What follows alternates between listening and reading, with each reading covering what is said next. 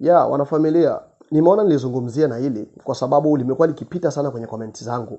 Watu wengi wamekuwa kilalamika kwamba tunawalaumu wazungu ili hali hata ndugu zetu weusi pia walihusika kwenye biashara ya utumwa.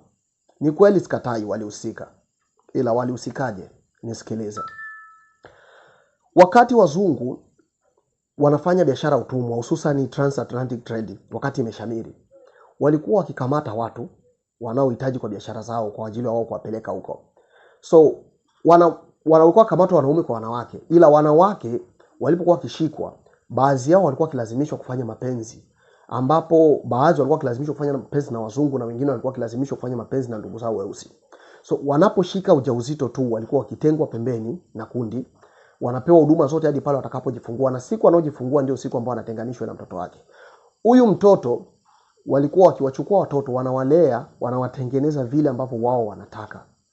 Wanawalea katika misingi ya kuandaa kuja kuwa manyampara, na ndivyo walivyokuwa wakiwatengeneza, na hao watoto walipokuwa baadaye ndio waliokuja kuwa marefa wa kurahisisha biashara ya utumwa. Ndio waliohusika kurahisisha na kuuza ndugu zao.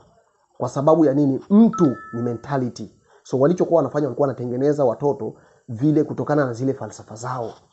Kwa tulijikuta tuna weusi ambao wameandaliwa kizungu, kama ambavyo tunahangaika na vizazi vingi sasa hivi ni weusi ila ndani ni wazungu. Hivyo ndivyo ilivyokuwa ikifanyika.